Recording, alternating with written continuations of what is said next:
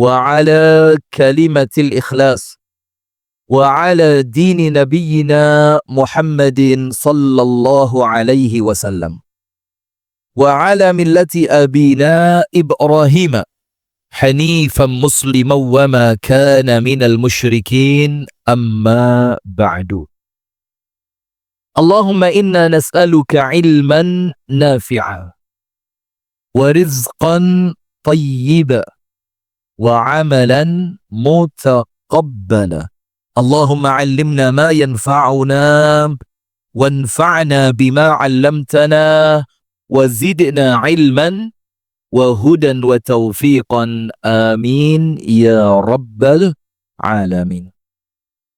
Hadirin sekalian, ibu-ibu dan bapak-bapak, jamaah pengajian Masjid Ar-Rahmah Kota Kediri, yang semoga kita bersama dirahmati oleh Allah, semoga kita bersama senantiasa diberkahi oleh Allah, dan semoga kita bersama oleh Allah senantiasa dituntun dan dibimbing untuk senantiasa mampu meniti jalan yang telah ditetapkan oleh Allah dengan kalimat ihdinas siratal mustaqim. Alhamdulillah, kita bersyukur kepada Allah di malam hari ini kembali Allah pertemukan kita, kemudian salawat beriring salam semoga Allah curahkan senantiasa kepada uswah kita Nabi besar Muhammad sallallahu alaihi wasallam. Hadirin sekalian, kita lanjut pada bab yang ke 227, yaitu kita berbicara tentang babu sayyidi al-istighfar, atau kalau mau dipakai alal hikayah, babu sayyidu al-istighfar. Kalau sayyidi berarti mudhafun ilaih, tapi kalau dibilang sayyidu berarti marfu' alal hikayah. Ngerti? Memang sengaja saya yang sampaikan yang Anda tidak ngerti, cek ketok pinter saya. Ini kayak ucuk melpon rokok, na'udzubillah. Nah, sudah itu ilmu nahu. Baik jamaah sekalian, di malam hari ini kita akan berbicara tentang istighfarnya Nabi Muhammad sallallahu alaihi wasallam. Jadi bagaimana Nabi Muhammad sallallahu alaihi wasallam dalam keadaan tidak memiliki dosa.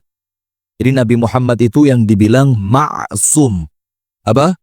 Ma'sum. Ma'sum itu ausima, terjaga. Kalau dibilang ma'sum berarti orang yang dijaga atau orang yang terjaga dari dosa. Secara mudah, kalimat ma'sum artinya orang yang tidak punya dosa. Itu siapa?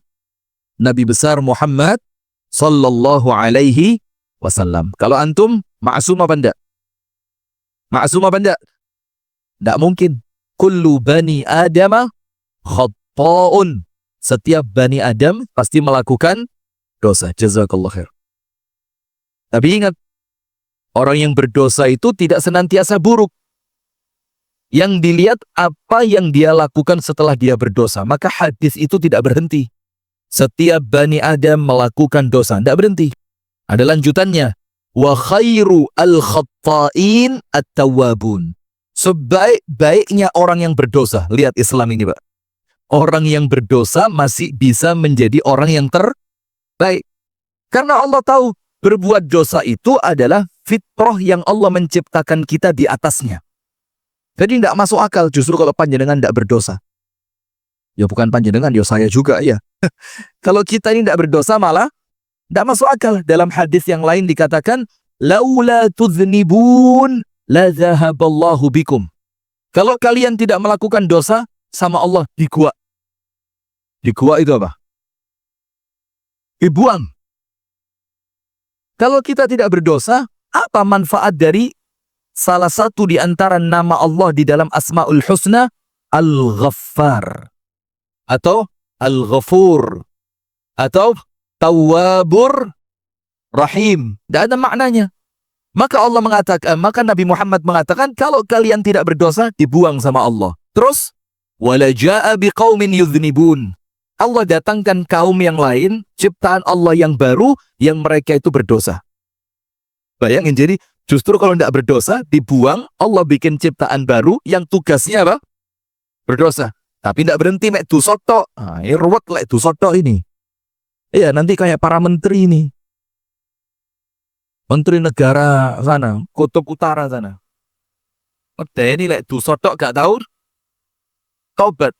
Wala ja'a biqaumin, maka Allah akan datangkan kaum yang lain, yuznibun, yang mereka itu akan melakukan dosa, thumma yastaghfirun, setelah berdosa mereka mau beristighfar. Maka hadis yang lain yang tadi mengatakan setiap Bani Adam pasti melakukan dosa, dan sebaik-baiknya orang yang berdosa, wa khairu al-khatta'in, wong sing duwe dosa sing paling apik at-tawwabun, mereka yang kersa tobat, mereka yang mau bertaubat. Berarti tobat itu jamaah, itu pintu untuk meraih kebaikan dari Allah. Maka disebutkan dalam hadis, disebutkan di dalam ayat Al-Quran, innallaha yuhibbut tawwabin. Allah senang kepada orang-orang yang bukan tobat. Tawwab itu tobatnya di bulan baleni. Kemungkinan tawwab, tobatnya di bulan baleni, kemungkinan maknanya dua. Kemungkinan yang pertama, dia merasa masih khawatir taubatnya oleh Allah belum diterima. Dia merasa taubatnya belum sempurna. Dia merasa dosanya masih belum terampuni secara total. Maka tobatnya diulang-ulang, tidak pernah berhenti. Terus tiap hari tobat. Setiap saat tobat. Setiap ingat Allah langsung astaghfirullah wa atubu ilaih. Itu makna pertama. Makna yang kedua, dan ini disampaikan para ulama, bukan jarene Ustadz Rifki. Apa makna yang kedua? Setelah tobat, lah kok kumat? Mana orangnya? Mana? Setelah tobat, lah kok? Oh, enggak ada di sini karena pas kumat ini ya. Pas kumat ini mesti gak ngaji, pas kumat ya. Maka setelah tobat ternyata dia kumat. Setelah kumat, eling. Kemudian tobatnya dibaleni. Ya Allah, kok dosa mana ya Allah? Hamba tobat lagi ya Allah, tobatnya tenanan. Dan dosa yang dia lakukan sebelumnya bukan dosa yang direncanakan dalam rangka meremehkan dosa dan gampang no tobat. Ngerti tidak? Jadi namanya manusia. Sak kuat-kuatnya menungso lek tobat tetap akan melakukan dosa. Maka setelah dia tobat, lah kok kumat. Setelah dia tobat, lah kok terjerumus dalam perbuatan dosa. Itulah. Maka semua pintu akan tertutup kecuali satu. Pintu tobat. Pintu apa? Tobat. Maka jangan putus asa. Pokok mari dosa, selama antum punya kesempatan tobat, langsung mau tobat. Tidak ada yang bisa mengatakan, kak diterima tobatmu. Lu sampean sopo. Banyak orang gayang tok sekarang. Sampean sopo. Maka setelah Anda, ya bu, bukan Anda lah ya. Setelah salah seorang di antara kita ini melakukan maksiat, entah maksiat kecil atau maksiat yang dalam syariat dianggap dosa besar. Tapi hati-hati. Meremehkan tidak boleh. Tapi namanya manusia. Terkadang dia terkalahkan oleh hawa nafsunya, maka cepat langsung tobat. Cepat langsung tobat. Karena selama kesempatan tobat itu ada, maka itu tanda Allah memang mau menerima tobat Anda. Kalau Allah sudah tidak mau menerima tobatnya, bagaimana? Dimatikan panjenengan, selesai urusan. Karena apa? Innallaha yaqbalu taubata al-abdi ma lam yugharghir. Allah akan senantiasa menerima taubatnya seorang hamba malam yugharghir. Dalam hadis yang sahih, selama napasnya belum tersengal-sengal di tenggorokannya ini. Selama belum sampai situ, dia tobat, diterima sama Allah. Maka antum pernah dengar enggak cerita malaikat Jibril agi-agi turun dari langit, ngambil pasir laut, dimasukkan ke mulutnya siapa? Firaun. Karena malaikat Jibril tahu, lek sempet ngomong tobat, diterima tobati. Maka ini juga merupakan skenario-nya Allah. Jangan dianggap, Jibril berarti menutup pintu tobatnya seseorang. Ya Jibril nggak mungkin begitu kalau bukan karena kehendaknya Allah. Jadi, salah mikirnya sing penai, kasar ruwet-ruwet. Kasar kakean sing jelimet. Oh, berarti Jibril menghambat pertaubatan manusia. Itu Allah murka sama Jibril itu. Lulu. Sampai utangnya gak dipikir kok Jibril mudun dipikir itu loh. Masya Allah. Utang musik pikiran bayaran sing lunas. Baru mikir Jibril mudun ngeleboni pasir ke dalam mulutnya Fir'aun. Saking baiknya Allah Ta'ala. Sampai Jibril itu khawatir. Kalau ini Fir'aun sempat ngomong tobat. Diterima sama Allah tobatnya. Nah di sini menunjukkan. Ayo jamaah. Gak ada aib. Orang itu berdosa. Itu manusiawi. Yang aib adalah wa man lam yatub fa ulaika humudz zalimun.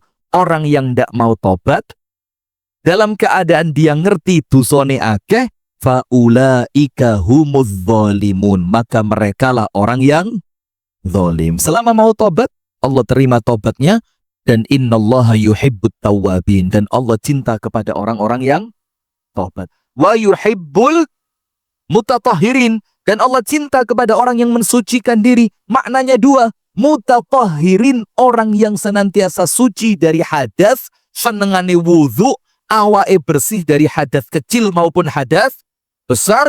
Makna yang kedua, orang-orang yang senantiasa bersuci. Maksudnya apa? Mari tobat, menjaga diri. Menjaga apa? Diri. Setelah tobat, dia tidak mau mengotori dirinya lagi. Itulah orang yang mensucikan diri, yang dicintai oleh Allah Subhanahu wa Ta'ala. Faham? Paham betul? Bu, dalam, ngoten lho Bu. Bu. Nah, kan enak. Dalam itu sudah lama kita tidak dengar kalimat dalam. Suami istri itu sekarang wis juarang. What? Masya Allah. Tapi nyeluk wis karuan WA wis. Timbang ceritane itu. Coba, Bu, dalam Mas. Wih, itu satu tidak cukup Pak, perlu papat. Karena apa? Satu aja menyenangkan. Kalau 4 insya Allah lebih menyenangkan. Lepas gini direkam. Lah gini nih malah repot ini. Ini nanti nyebar ini malah bahaya. Dikira saya nyuruh. Padahal iya memang. Sudah, astagfirullah. Lanjut. Sekarang kita akan membahas masalah istighfarnya Kanjeng Nabi Muhammad Sallallahu Alaihi Wasallam. Diberi bab dengan bab babu sayyidi atau sayyidu al-istighfar. Istighfar yang paling top. Ini adalah penghulunya istighfar. Ini adalah puncaknya istighfar. Ini adalah istighfar yang paling mantap, yang paling afdol, yang paling utama, yang paling keren untuk minta ampun kepada Allah. Maka diberi nama sayyidul istighfar. Puncaknya ucapan istighfar. Kenapa diberi bab itu? Padahal isinya adalah mengenai bagaimana Nabi Muhammad senantiasa beristighfar. Karena dari semua bentuk istighfar itu, yang paling utama adalah sayyidul istighfar. Kita baca.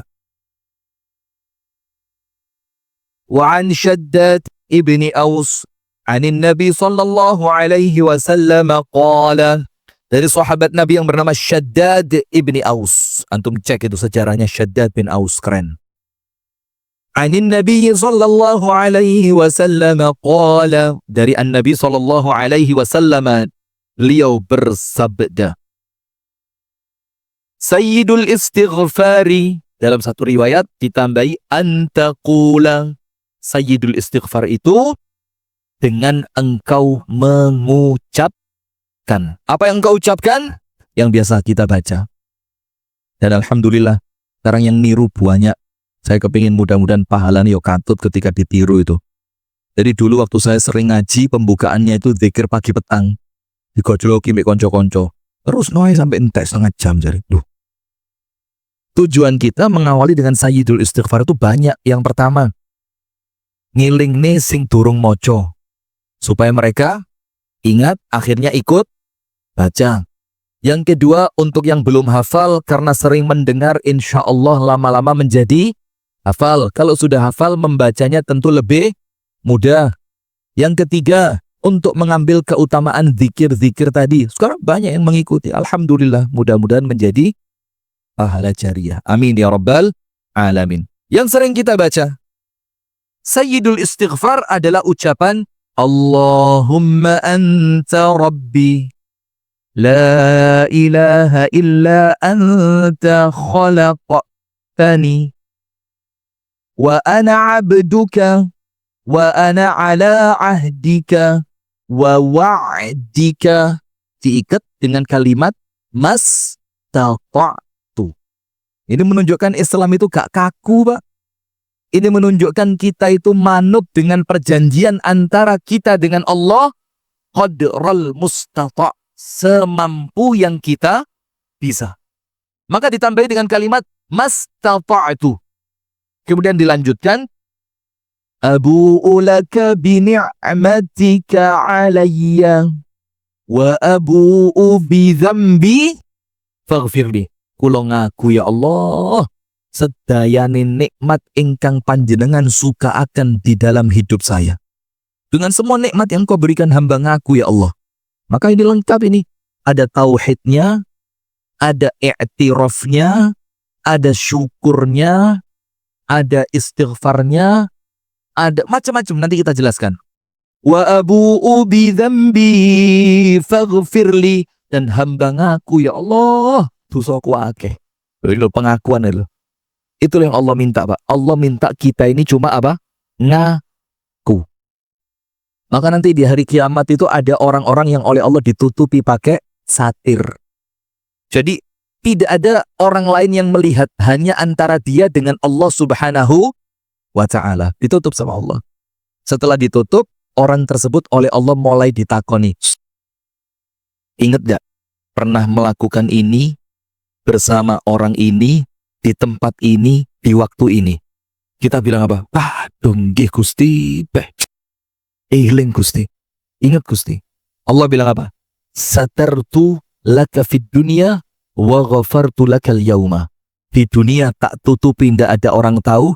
Di akhirat aku ampuni, kata Allah. Weh, bukan cuma satu, terus. Ayo eling mana pora sing iki. Iki biyen pas awakmu lagi kumat iki orang ngaji mbek Ustaz Rifki. Selasa malam Rebo. Tanggal berapa sekarang?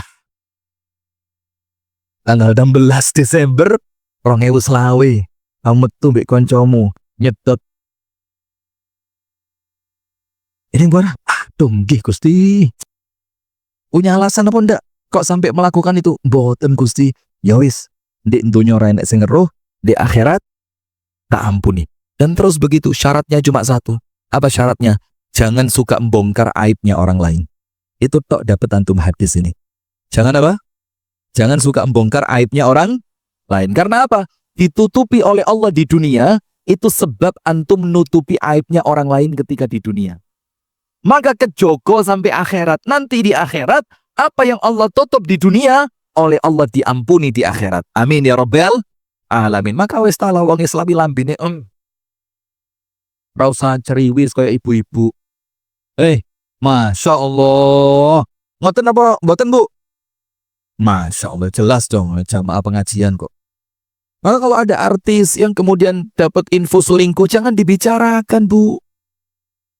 Siapa namanya itu? Golek perkara ya. Nah sudah. Maka ada hadis yang lain yang mengatakan apa? Kullu ummati mu'afan illal mujahirin. Semua dari umatnya Nabi Muhammad ini sama Allah dosanya diampuni. Ini hadisnya sahih ini. Maka saya senang baca hadis-hadis sahih yang semacam ini. Ngelegakne hati.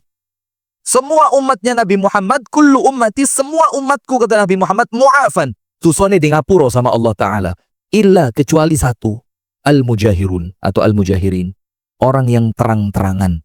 Apa terang-terangan itu? Dosa malah pamer. Sak botol yang delosor. Ini wingi 5 kerter apa-apa. Enggak diombe diangkat toh. Nah, sudah maka jangan dipamerkan. Kalau Allah tutup, itu ciri Allah akan mengampuni. Allahumma amin. Maka dikatakan wa abu'u laka bi dzambi faghfirli. Hamba ngaku ya Allah dengan dosa-dosa yang hamba miliki. Setelah hamba mengaku ya Allah, faghfirli, ampunilah untuk hamba ya Allah. Kemudian فَإِنَّهُ لَا يَغْفِرُ الذُّنُوبَ إِلَّا أَنْتَ.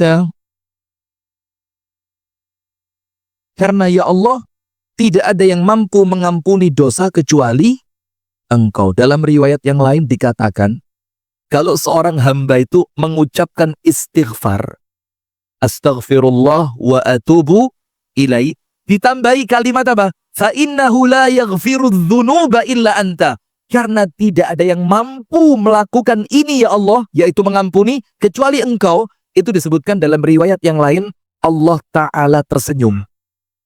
Kenapa Allah Ta'ala tersenyum? Ngerti ya iki carane tobat gitu loh. Jadi seakan-akan Allah itu sudah merasa, gak mungkin tidak saya ampuni, karena dia ngerti caranya tobat. Maka dulu saya pernah punya guru waktu masih mondok, tapi rotok keblinger ini. Dari salah satu universitas, waktu itu beliau menjelang kelulusan, maka magang di tempat yang saya mondok.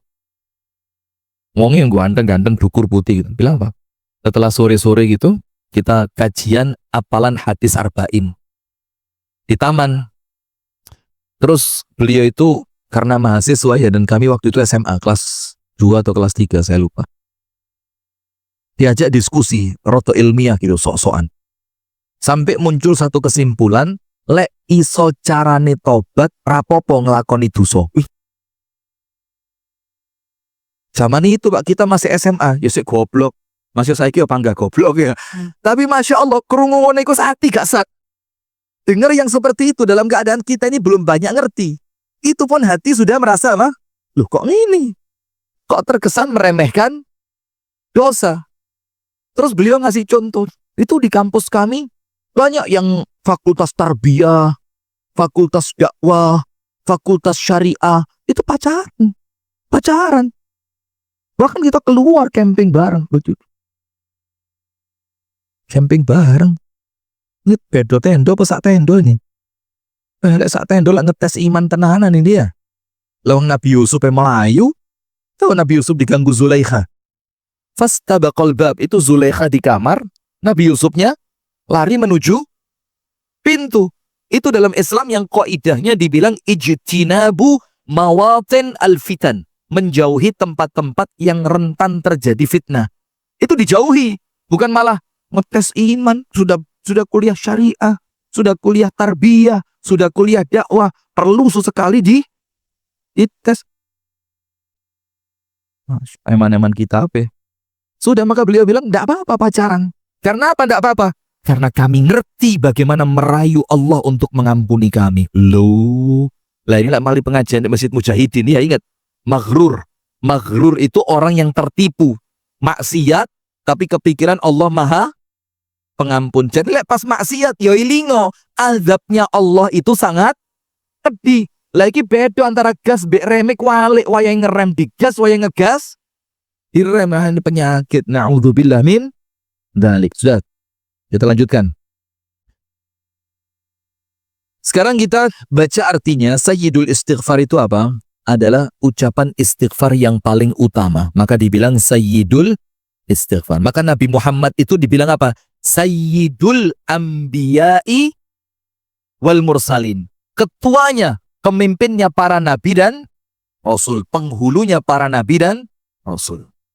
Yaitu engkau mengucapkan Allahumma anta rabbi.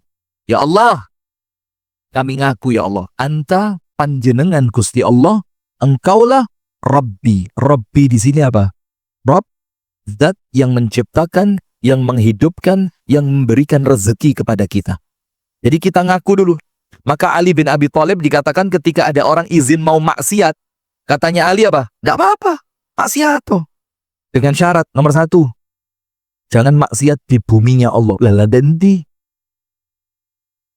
Syarat kedua kata Ali, cari tempat yang tidak kelihatan oleh Allah. Bingung dan di mana ini? Nomor 3, jangan makan rezekinya Allah. Nomor 4, endeken mati lek pas mati ne teko. Kata orang ini, gak iso kabeh. Ya wis lek gak iso kabeh ojo maksiat. Karena apa? Engkau hidup di bumi ciptaannya Allah. Engkau berada di bawah pengawasan Allah. Engkau memakan rezeki dari Allah. Engkau tidak pernah merasa aman dari malaikat maut yang dikirimkan oleh Allah. Lah kok si wani maksiat? Maka kita ngomong di awal Sayyidul Istighfar ini, Allahumma anta rabbi. Ya Allah, engkaulah zat yang telah menciptakanku, menghidupkanku, memberikan rezeki kepadaku. Rabbi, Tuhanku. La ilaha illa anta. Yang hamba ngaku, ya Allah, la ilaha illa anta. Karena engkau telah menciptakan kami, maka tidak ada yang berhak untuk kami ibadahi kecuali engkau. Nah, ini namanya apa? Namanya apa? Pantes.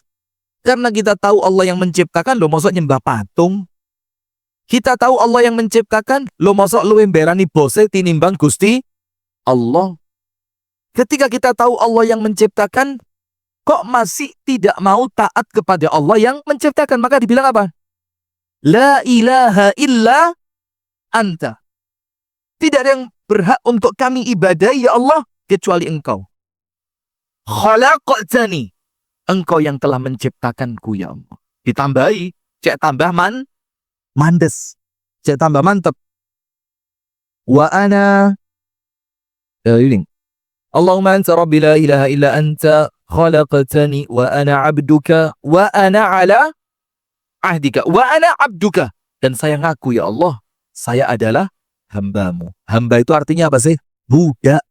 Wes, cek gampang. Karena kalimat hamba ini kadang-kadang maknanya terlalu halus. Sehingga kita tidak ngerti makna kata itu hakikatnya apa. Hakikatnya hamba adalah budak. Yang kalau mau ngomong dalam akidah yang sesat, itu Jabriyah jane. Ngerti Jabriyah di Masjid Mujahidin? Kemis besok. Jabriyah itu adalah seorang makhluk yang ngaku tidak punya kuasa kecuali semua atas setir dari Allah. Walaupun ini pemahaman yang sesat, seakan-akan manusia itu oleh Allah dipaksa. Nah, tapi kalimat wa ana abduka, aku adalah budakmu, ya Allah, itu seakan-akan menunjukkan kepada kita, aku tidak memiliki pilihan, ya Allah, kecuali menjalankan perintahmu. Wah, itu jadi dimaknai, Pak, Sayyidul Istighfar itu. Sehingga ketika panjenengan baca ini, terus ternyata setelahnya panjenengan wafat, pantes kalau jaminannya surga. Karena isinya lah luar biasa. Wa ana abduka wa ana ala ahdika wa wa'dika mastata'tu. Dan aku ini, ya Allah, berada di atas perjanjian kepadamu semampu yang aku bisa. Jadi kita ngaku, kita ini mau tidak mau terikat dengan kalimat la ilaha illallah. Ditambahi wa ashhadu anna Muhammadan Rasulullah. La ilaha illallah Muhammadun Rasulullah. Terikat dengan kalimat itu. Yang kalimat itu memiliki konsekuensi. Itulah kenapa orang-orang Arab jahiliyah gak gelem, Pak. Karena mereka tahu konsekuensinya apa. Kita ini kadang-kadang ngomong justru gara-gara gak ngerti. Langsung gede syahadat. Bahkan sebagian yang sudah mu'alaf itu, sebagian ya, gak semua, oknum. Termasuk juga oknum yang menanganinya. Gak fokus didik mu'alaf itu. Jadi mu'alaf itu yang penting syahadat, ismari ngono Islam, rabi, beres, tidul nih ngono. Gak bisa dididik. Maka dengan kalimat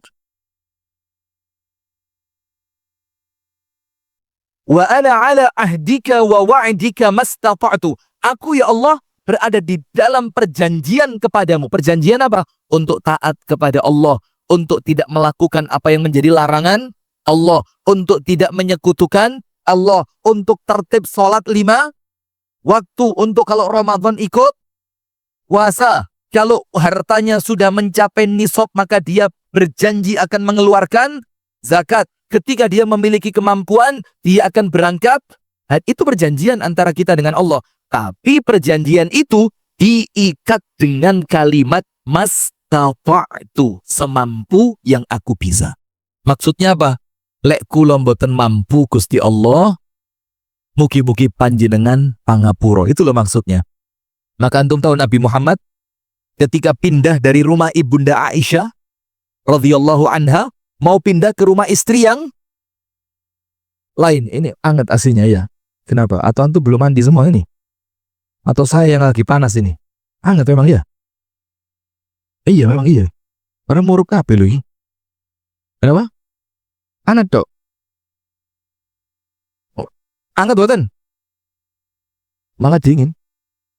Waduh. Jangan-jangan keluwen panjenengan. Biasa lek luwe gampang adem. Sudah lanjut. Sampai mana tadi? Ketika Nabi Muhammad keluar dari rumahnya siapa? Ibunda Aisyah. Kemudian mau pindah ke rumah istri yang lain. Rasulullah itu angkat tangan ke langit gini. Allahumma hadhihi al-qismatu allati atiqu wa la tu'akhidni bima la atiqu. Ya Allah, inilah pembagian adil yang aku mampu terhadap istri-istriku ya Allah. Ini yang aku mampu. Oh, cok iki. Ayo lanjut, sudah. Nah, maka Nabi Muhammad ndonga, ya Allah, kalau bagi waktu saya bisa ya Allah. Tapi ya Allah tolong, janganlah engkau menghukumku atas adil yang aku tidak mampu. Maksudnya apa? Kecondongan hati, luweh nyaman, luweh seneng, luweh tresno kepada ibunda Aisyah dibandingkan istri yang lain. Maka dalam ilmu fikih kecondongan hati tidak dianggap, Pak. Selama keadilan secara fisik itu terpenuhi. Selama jatah nginep yo pas, dan jatah nginep itu yo ndak harus podo plek. Rong dino kini, rong dino kono kini kan. Oh, setruk sesuai. Pembagian hari. Ibu-ibu kenapa ketawa? Oh, seneng lek setruk. Masya Allah. Langi ini kan jaluk mlebu swarga lho. Suami setruk bahagia dia ketawa. Wah. Kenapa ketawa, Bu? Loh. Tambah bantah. Nah, maka itu bisa dibicarakan selama itu tidak muncul karena keterpaksaan. Misalkan begini, Anda ngomong, anu lho yon, lek sampean jaluk adil, telung dino aku ra kuat. Karena apa? Saya sudah punya istri, saya punya anak, saya harus bekerja, orang tua saya masih ada. Maka kalau mau 4-2. Nah, kalau dia mau, ya sudah jalan. Bismillah, tawakkal 'ala Allah. Iya. Tapi jenenge wong wedok masuk jebakan panjenengan. Pertama mau, suwe-suwe nyokot, mosok merong dino. Nggak usah ketawa-ketawa Pak Iskandar, kayak pengalaman aja. Lanjut, kenapa? Oh, curhat dari mana? Lo Ustaz kok curhat? Ngombe sih. Lancar. Buruk. Pripun cocok?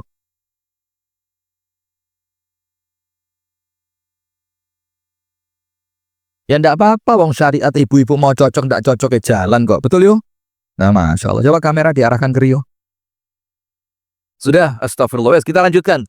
Wa ana ala ahdika wa wa'dika mastata'tu. Dan aku ngaku ya Allah, aku terikat dengan perjanjian kepadamu, tapi kula nggih ngerti Gusti Allah, kula niki lemah.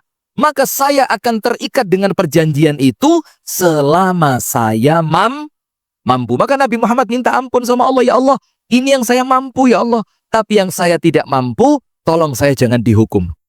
Rabbana la tu'akhidna in nasina au akhtana. Abu'u laka bini'matika alayya. Ya Allah, hamba mengakui nikmat-nikmatmu yang luar biasa yang telah engkau karuniakan kepada hamba. Ingat, nikmat itu dua. Ada nikmat dalam bentuknya, ada nikmat dalam nilainya. Paham enggak? Bentuk, contoh, omah. Itu nikmat dalam bentuk. Jadi partnya itu kelihatan. Nikmatnya itu katon dengan meripat. Ada yang kedua, nikmat berupa nilai. Kalau bahasa anak sekarang kerennya itu value. Ngerti? Contoh gini. Ada orang punya mobil, tidak dianggap dia itu memiliki nikmat yang besar ketika mobil itu tidak mendatangkan kebahagiaan di dalam hidupnya. Maka bagian nikmatnya kelihatan, tapi rasa dan nilai dari nikmat itu dia tidak dapat. Dan ini adalah pengertiannya apa? Wa in ta'uddu ni'matallah la tuhsuha. Kalau kalian berusaha menghitung nikmatnya Allah, bisa apa enggak? Enggak. Yang dimaksudkan tidak bisa dihitung, itu bukan hanya bagian nikmatnya kok. Mobil regone 1,2 M, rumahnya seharga 3,7 M, kemudian ini bukan cuma itu, tapi apa? Nilai. Ada orang yang tidak punya mobil, tapi di rumah tangganya tentrem, ayem, bojone nurut, anaknya solih solihah, awake seger, waras. Nah itulah. Maka dalam Islam itu yang dikejar bukan nikmat zahir. Nikmat zahir itu belum tentu mendatangkan kenikmatan yang hak. Nikmat apa? Batin. Itulah maka dalam Islam itu ada yang namanya qanaah.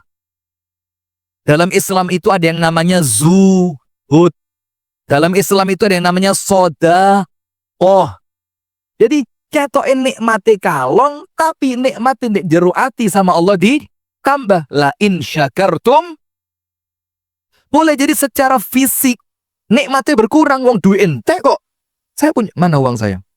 Di mobil, selamat. Tolong Kak Mir jaga, nanti saya ngomong uang saya di mobil langsung marani mobil saya semua. Sudah, ketika panjenengan punya uang 1 juta, panjenengan berikan kepada orang Sumatera dan Aceh kira-kira berapa? Wis jujur wis, lek duit-duit 1 juta, kira-kira sing disedekahne gawe Sumatera dan Aceh kira-kira berapa? 10% loh, Pak. Gede loh. 500 pret.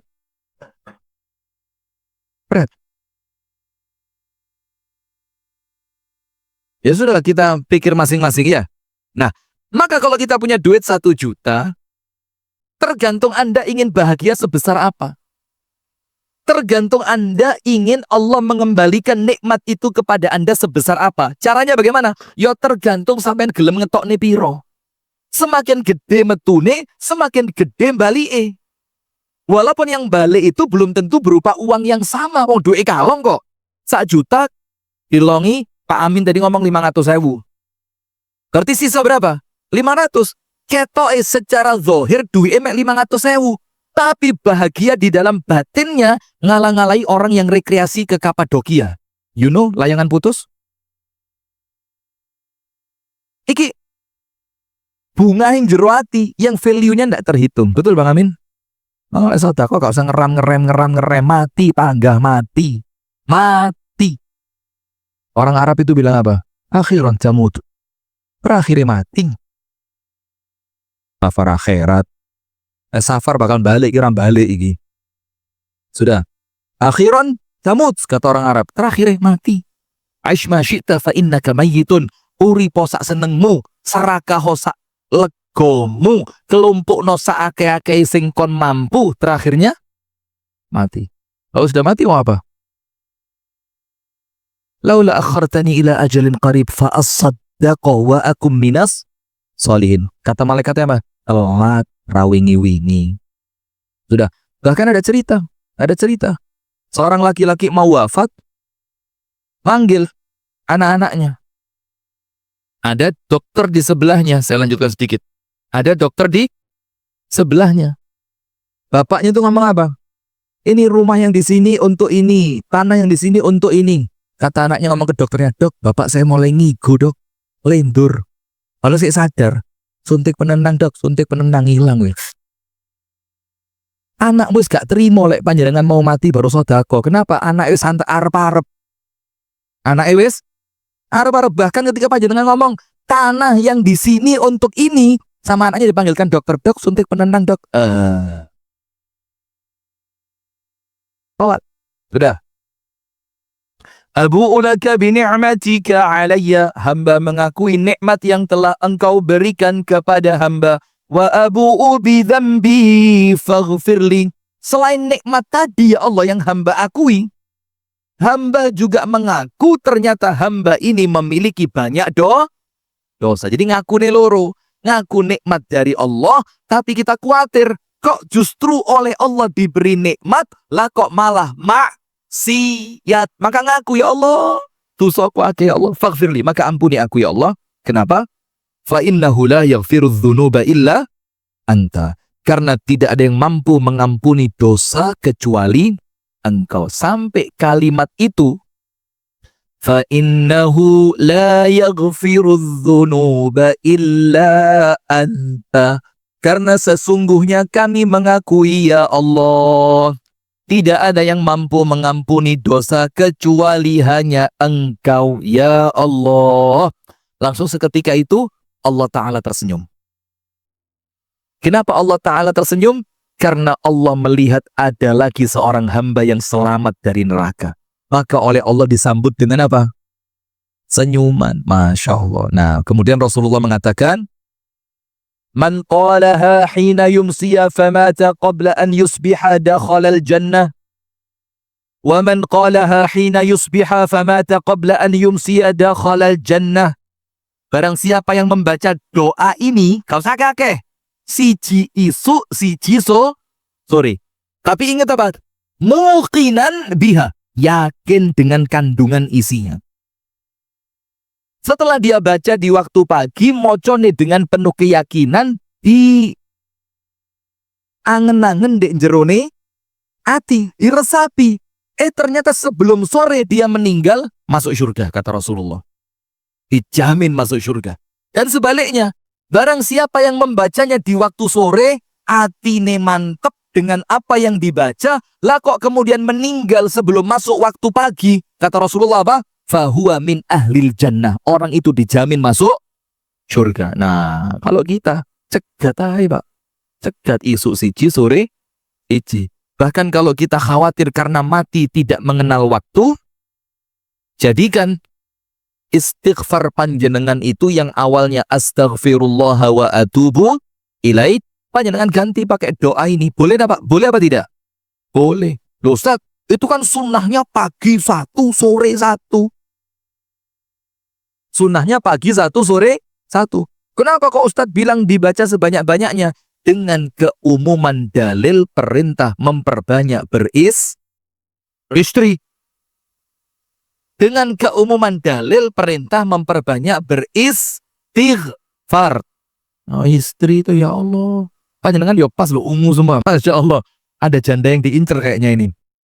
Nah, dengan dengan dalil yang umum yang memerintahkan kepada kita untuk banyak baca istighfar. Karena kalau semua amalan kudu dalil khusus, ngeluh panjenengan, Pak. Ngeluh.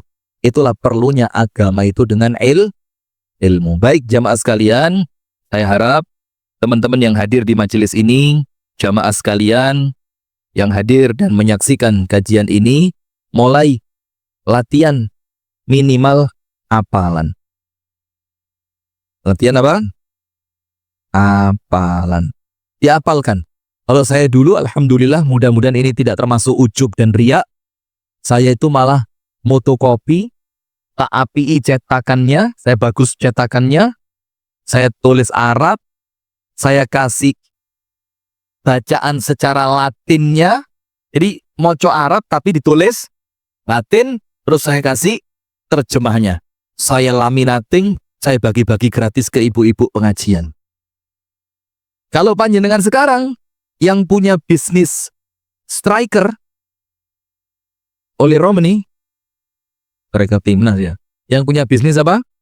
Stiker. Kalau orang Kediri ngomong keletan. Baru sekarang aja orang Kediri ngomong stiker, enggak ya, biar keletan. Nah, itu dicetak yang bagus. Karena kalau bagus orang itu nempel seneng karena bagus. Lek nyetak welek nempel mobil wong dipaksa dikelentek mana, pasang kelentek mana, yang bagus. Setiap nanti orang membaca Anda dapat pahalanya. Setiap nanti orang melatihan menghafalkan Anda dapat pahalanya. Sampai nanti ilmu itu turun menurun, maka itulah yang dibilang ilmu yang bermanfaat, yang pahalanya tidak terputus. Maka apalan nggih? Ayo. Allahumma anta rabbi la ilaha illa anta khalaqtani wa ana abduka wa ana ala ahdika wa wa'dika mastata'tu. A'udzu bika min syarri ma sana'tu. Abu'u laka bi ni'matika 'alayya wa abu'u bi dhanbi faghfir li fa innahu la yaghfiru adh-dhunuba illa anta. Diulang lagi. Allahumma anta rabbi la ilaha illa anta khalaqtani wa ana 'abduka wa ana 'ala 'ahdika wa wa'dika mastata'tu. A'udzu bika min syarri ma sana'tu. Abu'u laka bi ni'matika 'alayya wa abu'u bi dhanbi faghfir li fa innahu la yaghfiru adh-dhunuba illa anta. Kita baca lagi. Allahumma anta rabbi La ilaha illa anta khalaqtani wa ana 'abduka wa ana 'ala 'ahdika wa wa'dika mastata'tu a'udzu bika min syarri ma sana'tu abu'u laka bi ni'matika 'alayya wa abu'u bi dhanbi faghfirli fa innahu la yaghfiru dzunuba illa anta. Apalan, eman-eman dibaca. Pas naik kendaraan dibaca. Siapa tahu Anda keseruduk truk kok mburi, mobil panjenengan penyet, Anda ndak dikenali lagi jenazahnya. Na'udzubillah min dzalik. Naik motor, wis minggir ngiri pol, dibel truk kaget gelimpang sirai keplindes ban. Na'udzubillah min dzalik. Atau panjenengan lagi apa itu, ambil air dari sumur namanya nimbo. Lah kok panjenengan ketarik nang jero sumur, rurup masuk, ndak ketahuan sampai seminggu. Kok mambu bakang iki, dilihat Anda sudah di dalamnya. Kalau Anda pernah baca Sayyidul Istighfar, maka insya Allah jaminan masuk surga. A'udzubillahi minasyaitonirrajim. Bismillahirrahmanirrahim.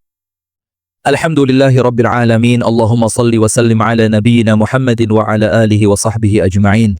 Allahumma ighfir lil muslimina wal muslimat wal mu'minina wal mu'minat al ahya'i minhum wal amwat. Innaka ya Allah sami'un qaribun mujibud da'awat ya Rabbana ya qadhiyal hajat.